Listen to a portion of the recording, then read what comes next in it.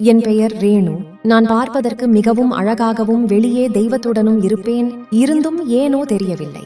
என் கணவனுக்கும் எனக்கும், எல்லா கணவன் மனைவிக்கும் இடையில் இருக்கும் நெருக்கமும் அன்பும் என்னிடம் அவர் கொடுத்ததில்லை. எளிமையாக சொல்ல வேண்டுமானால் என் மீது அவருக்கு அன்பு குறைவாக இருந்தது. நான் சென்னையிலிருந்து பெங்களூருக்கு போய்க் கொண்டிருந்தேன். காலை 9 மணிக்கு நான் பேருந்தில் ஏறினேன். சென்னையிலிருந்து பெங்களூரை அடைய 8 மணி நேரம் ஆகும். எனக்கு ரயில் பயணம் சுத்தமாக பிடிக்காது. அதனால் நான் எப்போதும் பேருந்தில் செல்லவே முடிவு செய்வேன். நான் சென்னை பேருந்து நிலையத்தில் பேருந்தில் ஏறிய போது அங்கு அதிக கூட்டம் இல்லை.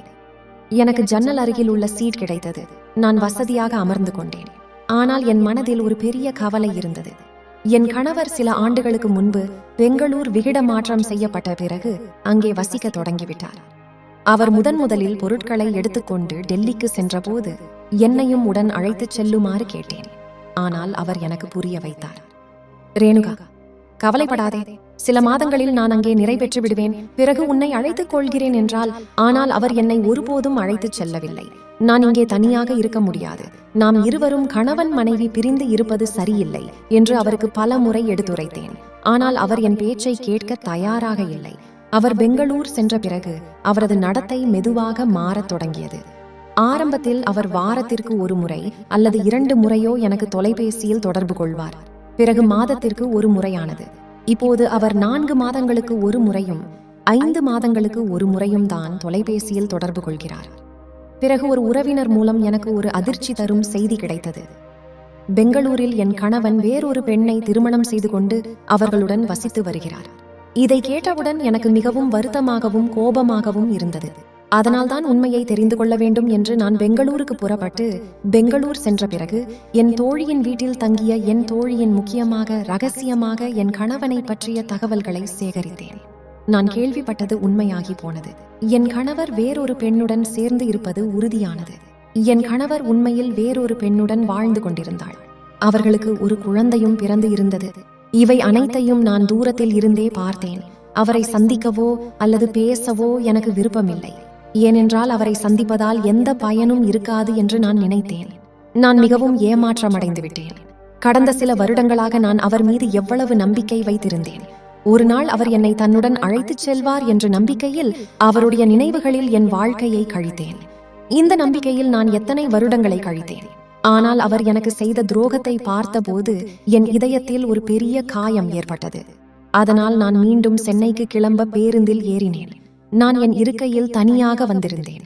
என் இருக்கை 2 பேருக்கானது. ஆனால் பேருந்தில் அதிகம் இடம் இருந்ததால் சிறிது நேரத்திற்கு என் இருக்கை காலியாக இருந்தது. அடுத்த ஒரு நிலையத்தில் பேருந்து நின்றது. சில பயணிகள் ஏறினார். அவர்களின் ஒரு மனிதர் என் அருகில் வந்து அமர்ந்து கொண்டார். பேருந்தில் அமர்ந்தபடி அதிக நேரம் கலந்துவிட்டதால் எனக்கு சோர்வாக இருந்தது. மணி மதியம் 3 இருக்கும். எனக்கு தாகமாகவும் இருந்தது. அதனால் நான் என் பையில் இருந்து தண்ணீர் பாட்டிலை வெளியே எடுத்தேன். ஆனால் பாட்டிலில் இருந்த தண்ணீர் காலி ஆகிவிட்டது. நான் பாட்டிலை மீண்டும் உள்ளே வைத்துக் கொண்டிருந்தேன்.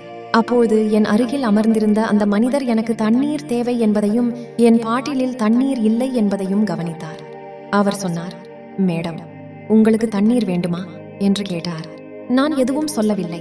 ஆனால் அவர் தன் பையில் இருந்து தண்ணீர் பாட்டிலை எடுத்து என் கையில் கொடுத்தார். நான் சிறிது தண்ணீர் குடித்துவிட்டு அந்த பாட்டிலை அவரிடமே திருப்பிக் கொடுத்தேன். நான் அவருக்கு நன்றி சொன்னேன். இப்போது மாலை சுமார் 7 மணி இருக்கும். பேருந்து வேகமாக சென்று கொண்டிருந்தது. நான் அவரிடம் நீங்கள் எங்கே போகிறீர்கள் என்று கேட்டேன். அவர் நான் சென்னைக்கு போகிறேன் என்று பதில் அளித்தார். ஓ, நானும் சென்னைக்கு தான் போகிறேன் என்றேன். இதை கேட்டு அவருக்கு சற்று ஆச்சரியம் ஏற்பட்டதுடன் அவரது முகத்தில் லேசான புன்னகையும் வந்தது. அவர் சென்னையில் வேலை செய்கின்றார் என்றும் ஒரு இன்ஜினியர் என்றும் தெரிவித்தார். அது குளிர்காலம் என்பதால் மாலை அதிகமாக குளிர் மிகவும் அதிகரித்தது. நான் என் ஜன்னல் கண்ணாடியை மூடினேன். ஆனால் சில பயணிகள் ஜன்னல்களை திறந்து வைத்திருந்தனர். இதன் காரணமாக குளிர்ந்த காற்று பேருந்துக்குள் வந்து கொண்டிருந்தது. எனக்கு மிகவும் குளிர ஆரம்பித்து விட்டது. நான் ஸ்வெட்டர் அணிந்திருந்தேன். ஆனால் அவசரத்தில் சால்வை கொண்டு வர மறந்துவிட்டேன். அதற்காக எனக்கு மிகவும் வருத்தமாக இருந்தது. இப்போது இரவு 10 மணி ஆகிவிட்டது. குளிர் மிகவும் அதிகரித்து விட்டது. பேருந்துக்குள் இருந்த விளக்குகளும் அடைக்கப்பட்டன. நான் குளிரில் நடுங்கிக் கொண்டிருந்தேன். என் அருகில் அமர்ந்திருந்தவர் தன் பையில் இருந்து ஒரு சால்வையை எடுத்து போர்த்தி கொண்டார். என்னை பார்த்தவுடன் எனக்கு குளிர் அடிக்கிறது என்பதை அவர் புரிந்து கொண்டிருக்க வேண்டும். ஆனால் அவர் எதுவும் சொல்லவில்லை. நான் என் மீது கோபமாக இருந்தேன். இவ்வளவு நீண்ட பயணத்திற்கு செல்கிறோம், சால்வை எடுக்க மறந்துவிட்டேன் என்று கோபமாக இருந்தேன். இரவு சுமார் 11 மணி அளவில் பேருந்து ஒரு கடையில் நின்றது. சூடான டீ குடித்து சற்று கதகதப்பை பெற வேண்டும் என்று நான் முடிவு செய்தேன். நான் டீ வாங்கிக் கொண்டிருந்த போது அந்த நபரும் கீழே இறங்கினார். அவர் என்னை பார்த்தார். நான் அவரிடம் சென்று லேசாக சிரித்தவாறு கேட்டேன், நீங்கள் டீ குடிக்கிறீர்களா? அதற்கு அவர் சரி என்று கூறினார். அதனால் நான் அவருக்காகவும் ஒரு டீ ஆர்டர் செய்து நாங்கள் இருவரும் ஒன்றாக டீ குடித்துவிட்டு சிறிது நேரம் பேசினோம். டீ அருந்திய பிறகு மீண்டும் பேருந்தில் ஏறினும் வண்டி நகரத் தொடங்கியது. ஆனால் இப்போதும் இரவு 12 மணி ஆகிவிட்டதால் குளிர் இன்னும் அதிகரித்து விட்டது. எனக்கு மீண்டும் முன்பு போல குளிர ஆரம்பித்து விட்டது. அந்த நபர், மேடம், உங்களுக்கு ஆட்சி பணி இல்லை என்றால் நான் என் சால்வையை உங்களுக்கு தருகிறேன் என்றால், அவர் தன் சால்வையை எடுத்து என் பக்கம் கொடுத்தார். அவருக்கும் குளிரடிக்கும் என்பதால் அதை வாங்க நான் மறுத்துவிட்டேன். அவருக்கு அது சரியாக இருக்காது என்று நான் நினைத்தேன். ஆனால் அவர் மிகவும் அன்புடன் வாங்கிக் கொள்ளுங்கள் என்றார். நீங்கள் எனக்கு சால்வை கொடுக்கிறீர்கள், ஆனால் உங்களுக்கு குளிர் இருக்குமே என்று கேட்டேன். அவர் சித்தவாறு, பரவாயில்லை, நான் சமாளித்துக் கொள்வேன் என்றார். பிறகு நான், இல்லை, நீங்கள் உங்களை கஷ்டப்படுத்திக் கொள்ளாதீர்கள் என்று சொன்னேன். சிறிது நேரம் நான் அங்கேயே குளிரில் நடுங்கிக் கொண்டிருந்தேன். அப்போது அவர், மேடம், உங்களுக்கு எந்த பிரச்சனையும் இல்லை என்றால் நாம் இருவரும் சேர்ந்து இந்த சால்வையை சரிபாதையாக போர்த்திக் கொள்ளலாம். இதன் மூலம் நாம் இருவருக்கும் குளிரிலிருந்து சிறிது தப்பிக் கொள்ள முடியும் என்றால், நான் சிறிது நேரம் யோசித்துவிட்டு சரி என்று சொன்னேன். ஏன் என்றால் அதற்கு மேல் குளிரை தாங்க முடியவில்லை. அவர் தன் சால்வையை பாதியாக எடுத்து என்னிடம் கொடுத்தார். நாங்கள் இருவரும் சாலையை பாதியாக போற்றிக் கொண்டோம். பயணம் மீண்டும் தொடங்கியது. இப்போது இரவு 1 மணி ஆகிவிட்டது. இன்னும் சில மணி நேரங்களில் நாங்கள் சென்னையை அடையவிருந்தோம். சால்வையால் என் குளிர் ஓரளவு குறைந்தது. நான் அவருக்கு நன்றி தெரிவித்தேன். நீங்கள் எனக்கு சாலை கொடுத்ததற்கு மிகவும் நல்லது, இல்லை என்றால் இந்த குளிரில் எனக்கு மிகவும் சிரமமாக இருந்திருக்கும் என்று சொன்னேன். அவர் சிரித்துக்கொண்டே, அப்படி ஒன்றுமில்லை, ஒருவருக்கு ஒருவர் உதவுவது நம் கடமை, எனக்கு உதவுவது எப்போதும் பிடிக்கும் என்று சொன்னார். அவருடைய குணம் எனக்கு மிகவும் பிடித்திருந்தது. அதனால் நான் அவரிடம் அவருடைய பெயர் என்ன என்று கேட்டேன். அதற்கு அவர் என் பெயர் சரவணன் என்று பதிலளித்தார். நான் என் பெயர் ரேணுகா என்று சொன்னேன். அவர் சிரித்தபடி நல்ல பெயர் என்றார். நான் சற்று புன்னகைக்கு நன்றி என்று சொன்னேன். நாங்கள் மிகவும் அருகில் அமர்ந்திருந்ததால் சுற்றியுள்ளவர்கள் எங்களை பார்த்தால் கணவன் மனைவி போல் நினைத்தார்கள். சரவணன் சொன்னார், எனக்கு பேருந்தில் பயணம் செய்யும் பழக்கம் இல்லை. நான் எப்போதும் ரயிலில் தான் செல்வேன். ஆனால் இன்று முதன்முறையாக பேருந்தில் பயணிக்கிறேன். எனக்கு பேருந்து பயணம் மிகவும் சலுப்பை தரும் என்று அவர் சிரித்துக்கொண்டே சொன்னார். நான் அப்படியே எனக்கு பேருந்து பயணம் செய்வது மிகவும் பிடிக்கும் என்று. பிறகு அவர் தன் சட்டையை பையில் இருந்து மொபைலை எடுத்து பார்த்து, இப்போது 2 மணி ஆகிவிட்டது. இன்னும் கொஞ்ச நேரத்தில் வண்டி சென்னையை அடையப் போகிறது என்றால் அவருடைய முதல் லேசான சோர்வு தெரிந்தது. இருப்பினும் அவர் அமைதியாகவும் மகிழ்ச்சியாகவும் இருந்தார். அவர் மொபைலில் பாட்டு போட்டு கேட்க ஆரம்பித்தார். சிறிது நேரம் பாட்டு கேட்ட பிறகு அவர் என் பக்கம் திரும்பி, ரேணுகா, எனக்கு வண்டியின் மெல்லிய சத்தம் கேட்டதுமே தூக்கம் வர ஆரம்பித்து விட்டது என்று. நான் ஜன்னலில் தலை வைத்து படுத்திருந்தாலும் சரவணன் என் அருகில் இருந்தாலும் எனக்கு ஒருவித பாதுகாப்பு மற்றும் அமைதி கிடைத்தது. சிறிது நேரத்திற்கு பிறகு வண்டி சென்னை அடைந்தது. அவர் மெல்லிய குரலில் எனக்கு அழைப்பு விடுத்து எழுப்பினார். ஆனால் என் தூக்கம் மிகவும் ஆழமாக இருந்தால் என்னால் எழுந்திருக்க முடியவில்லை. பிறகு அவர் மீண்டும் சத்தமாக ரேணுகா என்று என்னை எழுப்பினார். நான் வேகமாக எழுந்து கொண்டேன். அவர் முகத்தில் ஒரு இனிமையான புன்னகை இருந்தது. அவர், மன்னிக்கவும், ஆனால் சென்னை வந்துவிட்டது. நீங்கள் ஆழ்ந்த தூக்கத்தில் இருந்தீர்கள், அதனால் நான் எழுப்பினேன். இல்லையென்றால் உங்கள் நிறுத்தம் தவறிவிட்டிருக்கும் என்றார். நான் அவரை பார்த்து சிரித்தவர், நன்றி, நீங்கள் என்னை தூக்கத்திலிருந்து எழுப்பியது நல்லது. இல்லை என்றால் எனக்கு நிஜமாகவே சிரமமாயிருக்கும் என்று சொன்னேன். இதை கேட்டு அவர் சற்று அதிர்ச்சி அடைந்து, உண்மையாகவே வா என்று கேட்டார். நான், ஆமாம், நான் இங்குதான் இறங்க வேண்டும் என்று சொன்னேன். இதை கேட்ட அவர் சற்று அதிர்ச்சி அடைந்து, உண்மையிலேயே என்று கேட்டார். நான் சிரித்தபடி பதில் அளித்தேன். ஆமா, உன் உண்மையில்தான், எனக்கும் அங்கேதான் இறங்க வேண்டும் என்றார்.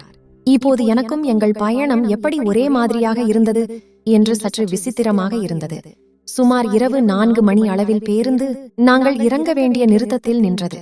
நாங்கள் இருவரும் கீழே இறங்கினோம். சுற்றிலும் ஆழ்ந்த அமைதி நிலவியது. சாலையில் சில வண்டிகள் மட்டுமே தெரிந்தது. நான் எங்கிருந்து ஆட்டோ பிடித்து வீட்டிற்கு செல்லலாம் என்று முடிவு செய்தேன். ஆனால் அந்த நேரத்தில் ஆட்டோ கிடைப்பது மிகவும் கடினமாக இருந்தது. சரவணன் இன்னும் என் அருகில் நின்று கொண்டிருந்தார். நான், நீங்கள் எங்கே போக வேண்டும், உங்கள் குடியிருப்பு எது என்று கேட்டேன். அவர், இல்லை, என் வீடு இங்கிருந்து அருகில்தான் உள்ளது. ஆட்டோ கிடைக்கும் வரை நான் உங்களுடன் தங்கி இருக்கிறேன், அவ்வளவுதான் என்று பதிலளித்தார். அவருடைய இந்த செயல் அவர் மீது எனக்கு பெரும் மரியாதையை அதிகரித்தது. நான் அவரை பார்த்து புன்னகை தவறே நன்றி என்று சொன்னேன். இப்போது கிட்டத்தட்ட 4:30 மணி ஆகிவிட்டது.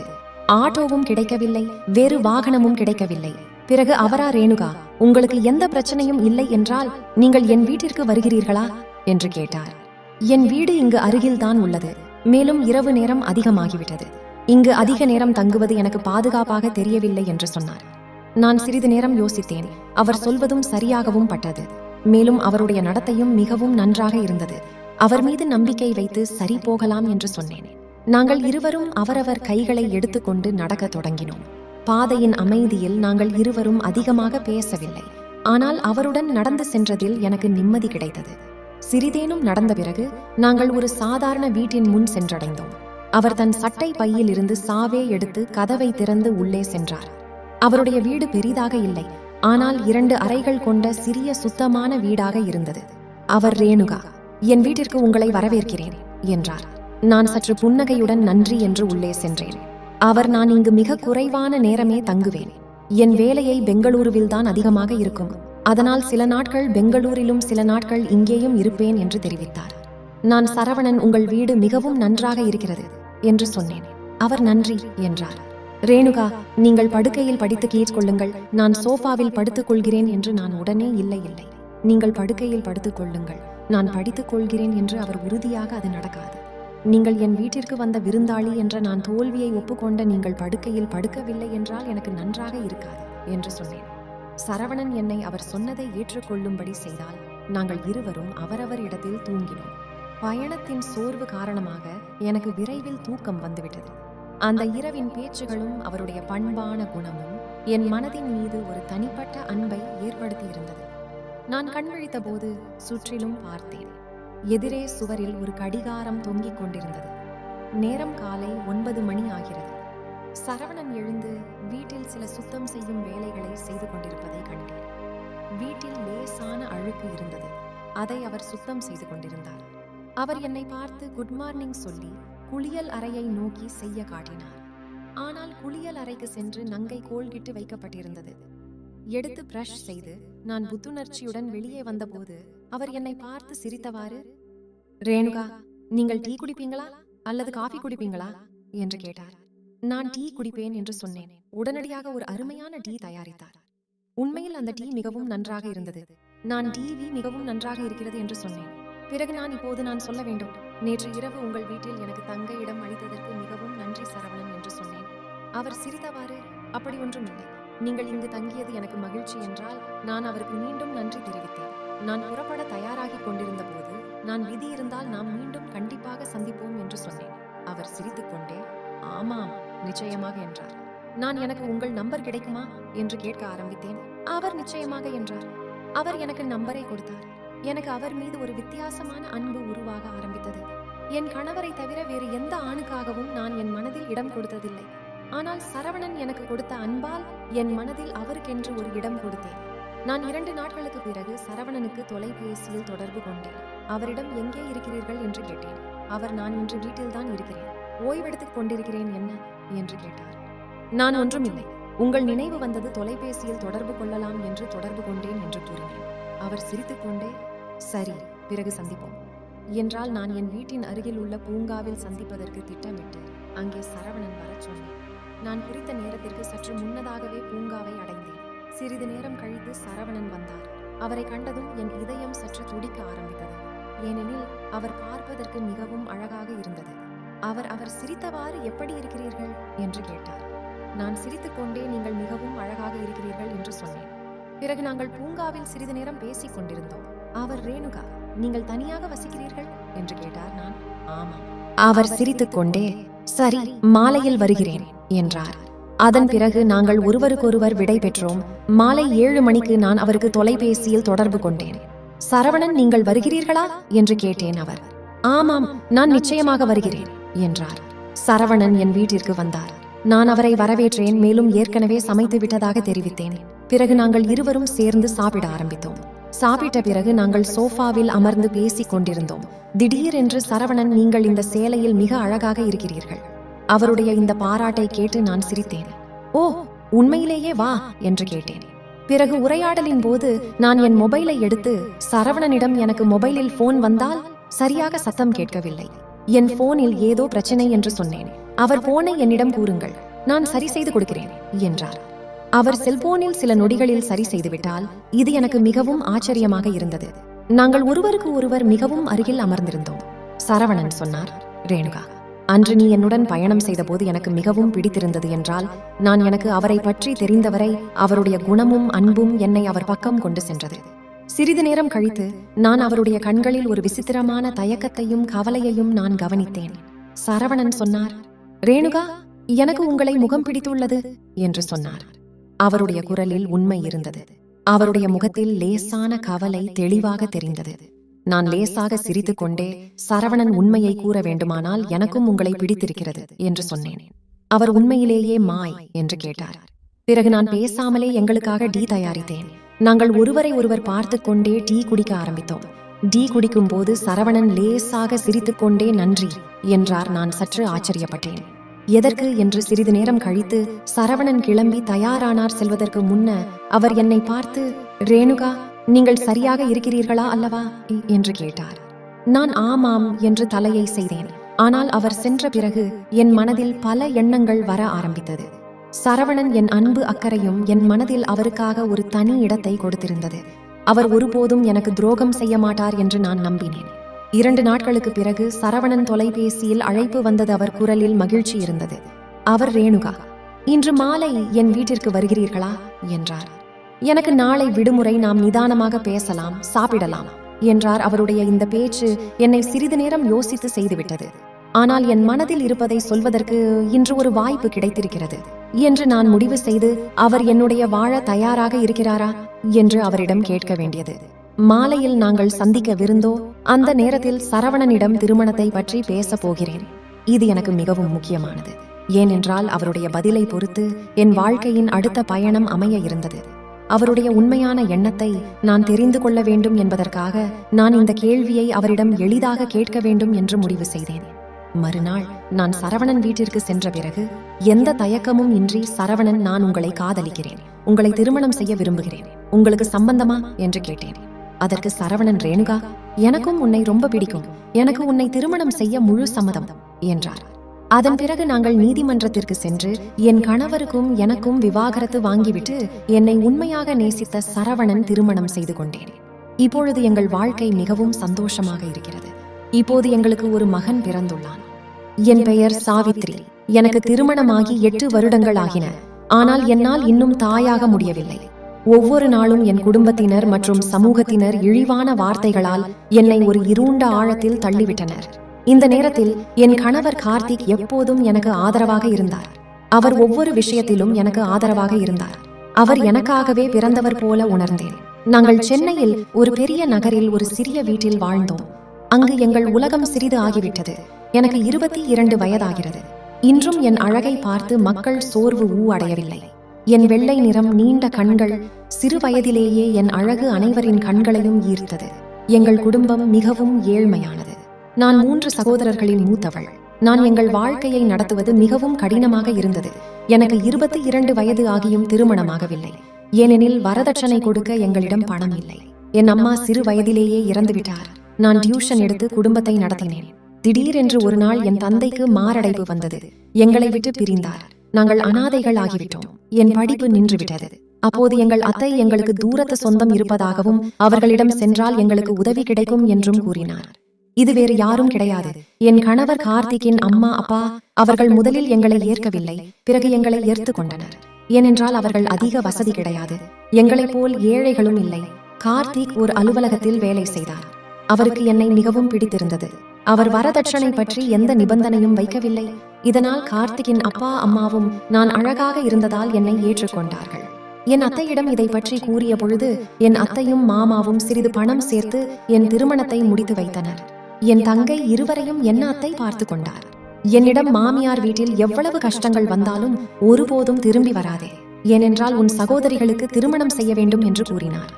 23 வயதில் நான் கார்த்திக்குடன் புதிய கனவுகளுடன் அவர் வீட்டிற்கு வந்தேன். முதல் இரவு அன்று கார்த்திக் மிகவும் அன்பாக பேசினார். அவர் என்னை பற்றி தெரிந்து கொள்ள விரும்பினார்.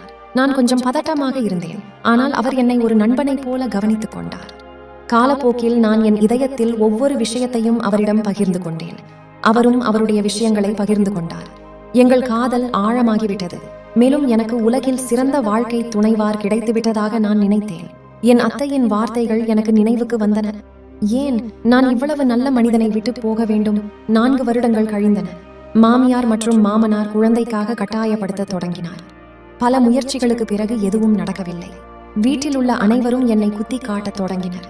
ஒரு நாள் என் மாமியார் அழுது கொண்டே, உன் திருமணமாகி 4 வருடங்கள் ஆகிவிட்டன. நீ எங்களுக்கு பேரன் பேத்தி சந்தோஷத்தை கொடுக்கவில்லை. எனக்கு பேரன் பேத்தி வேண்டும் என்று சொன்னார். என் கொழுந்தன் கண்ணனின் திருமணமும் நிச்சயிக்கப்பட்டு விட்டது. அவருடைய மனைவி திவ்யா சுமார் 1.5 ஆண்டுகளுக்கு பிறகு கர்ப்பமானால். இதன் பிறகு குடும்பத்தினர் மற்றும் உறவினர்கள் குத்தல் வார்த்தைகள் அதிகரித்தன. எனக்கு குழந்தை இல்லாததால் அனைவரும் என்னை வித்தியாசமான கண்களால் பார்த்தனர். எந்த ஒரு சுப காரியத்திலும் என்னை அழைக்க மாட்டார்கள். மக்கள் நீ மலடி என்று சொன்னார்கள். எனக்கு எந்த மதிப்பும் இல்லை என்று எனக்கு தோன்றியது. திவ்யாவுக்கும் குழந்தைகள் பிறந்த பிறகு அவள் என்னை அவர்களிடம் இருந்து ஒரு ஆபத்தை போல விலக்கி வைத்தாள். அவள் என்னை விட இளையவள். ஆனால் என்னை குத்தி காட்ட எந்த வாய்ப்பையும் விடவில்லை. என் வீட்டில் உள்ள சூழல் எனக்கு சகிக்க முடியாததாக ஆகிவிட்டது. திவ்யாவிற்கு 2 குழந்தைகள் பிறந்திருந்தாலும் அவளுடைய நடத்தை என் மீது மாறவில்லை. ஒரு நாள் நான் குடும்பத்தின் குத்தல் வார்த்தைகளால் மனம் உடைந்த போது என் மாமியார் கோபமாக, உனக்கு திருமணமாகி 9 வருடங்களுக்கு மேல் ஆகிவிட்டன.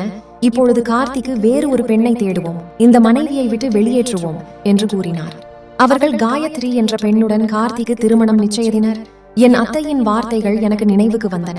எது நடந்தாலும் திரும்பி வராதே. என் அத்தை என் எல்லா சகோதரிகளுக்கும் திருமணம் செய்து வைத்திருந்தார். நான் எப்போதாவது தொலைபேசியில் அவர்களுக்கு உடன் பேசுவேன். அத்தை என்னை பலமுறை சிகிச்சை எடுத்துக்கொள்ள சொன்னார். நான் மருத்துவரிடம் சென்றேன், பல சோதனைகளை செய்தேன். ஆனால் கார்த்திக்கு ஒருபோதும் அறிக்கையை காட்டவில்லை. எண்ணில் பிரச்சனை இருக்கிறதா அல்லது அவரிடமா என்று எனக்கு புரியவில்லை. பின்னர் கார்த்திக் தன் தாயிடம், அம்மா, நான் காயத்ரியை திருமணம் செய்ய மாட்டேன். நான் சாவித்திரியை மிகவும் நேசிக்கிறேன். என் வாழ்க்கை முழுவதும் அவளுடன் தான் இருப்பேன் என்று கூறினார். எனவே நான் இந்த வீட்டை விட்டு சாவித்திரியை அழைத்துச் செல்கிறேன் என்று கூறினார். முழு குடும்பமும் அதிர்ச்சி அடைந்து விட்டது. கார்த்திக் என்னிடம், நான் என் கடைசி மூச்சு வரை உனக்காக இருப்பேன், எல்லாத்தையும் எடுத்துக்கொள் என்று கூறினார். நாங்கள் இருவரும் எல்லா பொருட்களையும் சேர்த்து எடுத்துக்கொண்டு சென்னைக்கு கிளம்பி வந்துவிட்டோம். அங்கு ஒரு வாடகை வீட்டிற்கு சென்றும் அந்த வீட்டின் உரிமையாளர் 37 வயதான ரகு என்ற மனிதர் அங்கே இடம் மாறிய பிறகு அவர் என்னை வித்தியாசமான கண்களால் பார்ப்பதாக உணர்ந்தேன். என்னை தலையிலிருந்து கால் வரை உற்று பார்த்தார். கார்த்திக் ரகுவின் நடத்தையில் சில அசாதாரணமானதை கவனித்தார். முதலில் ரகு எங்களுக்கு வீட்டில் குடியேற உதவினார். ஆனால் மெதுவாக அவருடைய பார்வை மாறியது. கார்த்திக் வீட்டில் இல்லாத போது ரகு ஜன்னல் வழியாக என்னை பார்க்க முயற்சி செய்தார். எனக்கு பயமும் பாதுகாப்பின்மையும் ஏற்பட்டது. பின்னர் ராகு மெதுவாக கார்த்திக் உடன் நட்பு கொண்டார். ஒரு நாள் ரகு கார்த்திக்கிடம், நான் இந்த வீட்டில் தனியாக வாழ்கிறேன். என் மனைவி இறந்து 4 வருடங்கள் ஆகிவிட்டன. நீங்கள் வீட்டிற்கு வாடகை கொடுக்க தேவையில்லை. நான் விரும்புகிறேன், நீங்களும் ஒவ்வொரு மாதமும் வாடகை கொடுக்க வேண்டாம். மாறாக நான் உங்களுக்கு ஒவ்வொரு மாதமும் பணம் தனியாக கொடுப்பேன். நீங்கள் எனக்காக சமைத்து தந்தால் போதும். எனக்கு சமைக்க தெரியாது. வெளியிலிருந்து சாப்பிட்டால் உடல்நிலை மோசமாகி விடுகிறது என்று கூறினார். கார்த்திக் ஏற்றுக்கொண்டார். ஏனெனில் அவருடைய பெரும்பாலான பணம் வாடகைக்கு சென்றது. அவர் வாடகை மிச்சமாகும், சில பணமும் வரும் என்று நினைத்தார். இதன் பிறகு ரகு தினமும் கிட்டத்தட்ட 3 முறை எங்கள் வீட்டிற்கு சாப்பிட வர தொடங்கினார்.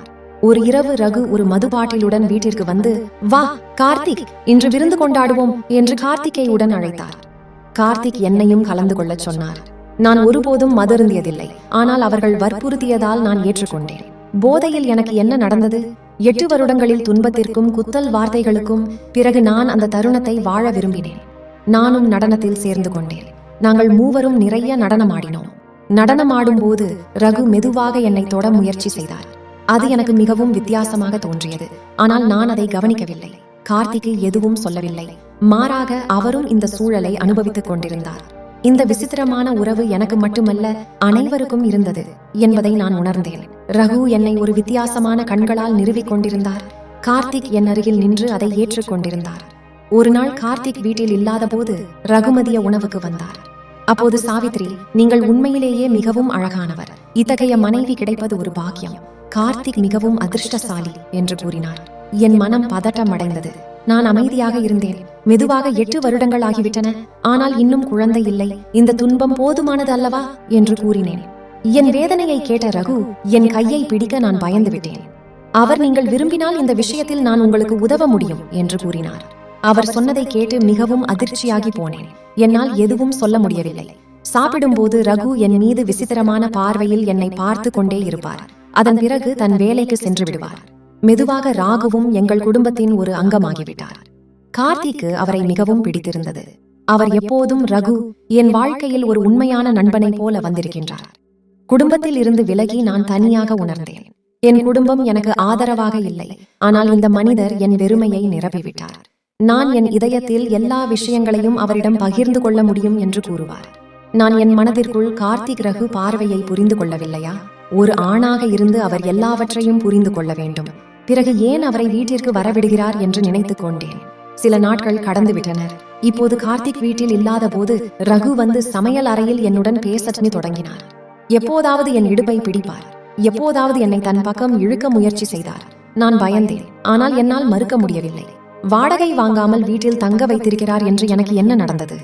கார்த்திக் ஏமாற்றுவதை பற்றி நான் ஒருபோதும் யோசித்ததில்லை. ஆனால் ரகுவின் தைரியம் அதிகரித்துக் கொண்டே வந்தது. ஒரு நாள் அவர் என்னை கட்டிப்பிடித்து, நீ மிகவும் நல்லவர் சாவித்திரி என்று சொன்னார். நான் மிகவும் பாதுகாப்பின்மையாக உணர்ந்தேன். அந்த இரவு வந்தது. அதை என்னால் ஒருபோதும் மறக்க முடியாது. கார்த்திக் வேலை விஷயமாக வெளியே சென்றிருந்தார். இரவு நேரத்தில் திடீரென்று கதவு தட்டும் சத்தம் கேட்டது. நான் கதவை திறந்தபோது ரகு நின்று கொண்டிருந்தார். அவர் கண்களில் ஒரு விசித்திரமான பிரகாசம் இருந்தது. அவரை வீட்டிற்குள் வரவிடாமல் என்னால் தடுக்க முடியவில்லை. அந்த இரவில் நான் இளஞ்சிவப்பு நிற உடை அணிந்து இருந்தேன். என் உடல் முழுவதுமாக நடுங்கிக் கொண்டிருந்தது. இது ஒரு சாதாரண இரவு அல்ல என்பதை அவருடைய கண்கள் உணர்த்தியது. சாப்பாட்டு மேஜையில் சாப்பாடு பரிமாறி கொண்டிருந்தேன். அவர் விருப்பத்துடன் சாப்பிடுவதற்காக நான் என் அறைக்கு சென்றேன். சிறிது நேரம் கழித்து சாப்பிட்டு முடித்த ரகு நேரடியாக என் அறைக்குள் நுழைந்தார். அவர் என்னை அன்புடன் கட்டிப்பிடித்து, இன்று நான் என் இதயத்தின் எல்லா விஷயங்களையும் உங்களிடம் சொல்ல விரும்புகிறேன். நீங்கள் இங்கு வந்து இருந்ததில் இருந்து என்னை கட்டுப்படுத்த நான் மிகவும் முயற்சி செய்தேன் என்று கூறினார். என்னால் எதுவும் சொல்ல முடியவில்லை. என் பதட்டம் அதிகரித்துக் கொண்டே வந்தது. பிறகு தைரியமாக நான் அவரை தடுக்க முயன்று பாருங்கள். எனக்கு திருமணமாகிவிட்டது. என்னால் என் கணவருக்கு துரோகம் செய்ய முடியாது. அவரை ஏமாற்றவும் முடியாது என்று கூறினேன். அதற்கு ரகு, இதில் துரோகம் செய்ய எதுவும் இல்லை என்று பதிலளித்தார். நான் தைரியமாக, நான் என் கணவருக்கு விசுவாசமாக இருக்கிறேன். நான் அவரை மிகவும் நேசிக்கிறேன். எங்கள் உறவில் மூன்றாவது ஒருவருக்கு இடமில்லை. நானும் என் கணவரும் எதிர்காலத்தில் குழந்தை பெற்றுக் கொள்ள முயற்சி செய்து கொண்டிருக்கிறோம். மேலும் கடவுள் விரும்பினால் ஒரு நாள் எங்களுக்கு குழந்தை சந்தோஷமும் கிடைக்கும் என்று கூறினேன். அப்பொழுது ஒரு காகிதத்தை எடுத்து என் முன் வைத்தார். அவர் கண்களில் ஒரு விசித்திரமான வேதனை இருந்தது. நான் அந்த காகிதத்தை எடுத்து படித்த போது என் கண்களில் கண்ணீர் பெருகியது. ஏனெனில் அது ஒரு மருத்துவ அறிக்கை. அதில் என் கணவர் உடல் ரீதியாக ஆரோக்கியமாக இல்லை. அவர் ஒருபோதும் தந்தையாக முடியாது என்று எழுதப்பட்டிருந்தது. கார்த்திக் 8 வருடங்களாக என்னிடம் மறைத்த உண்மையை ரகு என்னிடம் கூறியிருந்தார். என்னால் ஒருபோதும் இந்த விஷயத்தை புரிந்து கொள்ள முடியவில்லை. ஒரு கட்டத்தில் அவரது குடும்பத்தின் சார்பில் அவருக்கு 2வது திருமணம் செய்யும் பேச்சு கூட எழுந்தது. இதை கேட்டு நான் அதிர்ச்சி அடைந்து விட்டேன். இவற்றையெல்லாம் நினைத்து பார்த்தேன். அப்பொழுது ரகு, உன் துன்பத்தை என்னால் இனி பொறுத்துக் கொள்ள முடியாது. உன் வாழ்க்கையின் ஒவ்வொரு பிரச்சனைக்கும் நான் தீர்வு காண முடியும் என்று கூறினார். அதற்கு நான், ரகு, நீங்கள் இப்போது இந்த அறையிலிருந்து வெளியே செல்லுங்கள். முதலில் நான் என் கணவரிடம் இது பற்றி பேச விரும்புகிறேன் என்று கூறினேன். அந்த இரவில் ரகு வீட்டை விட்டு சென்று விட்டார்.